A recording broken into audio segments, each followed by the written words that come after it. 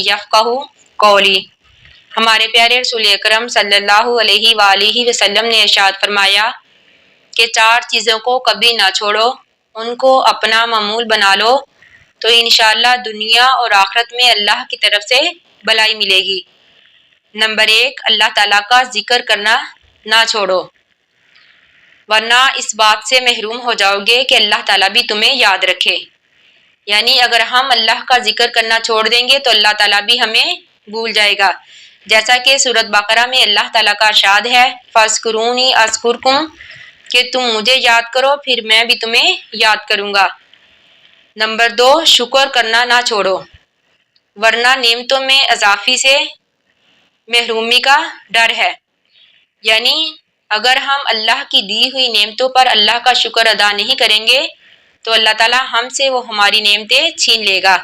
जैसे कि सूरत इब्राहीम में अल्लाह ताला का इरशाद है, ला इन शकरतुम, अगर तुम शुक्र अदा करो, लाज़ीदन्नकुम, तो फिर मैं भी तुम्हें ज्यादा दूंगा। नंबर 3, दुआ करना ना छोड़ो, वरना आप कबूलियत से महरूम हो जाओगे।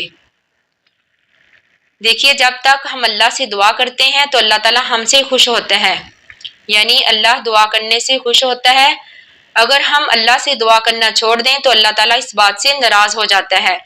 जैसे कि सूरतुल मोमिन में इरशाद है, उदऊनी अस्तजिब लकुम, कि तुम मुझे पुकारो, तुम मुझसे दुआ करो, फिर मैं भी तुम्हारी दुआ को कबूल करूंगा। नंबर 4, इस्तग़फ़ार करना कभी ना छोड़ो, वरना नजात से महरूम हो जाओगे। यानी अगर हम अल्लाह से तौबा इस्तग़फ़ार करना छोड़ देंगे तो फिर हमारे लिए हमारी नजात भी नामुमकिन है।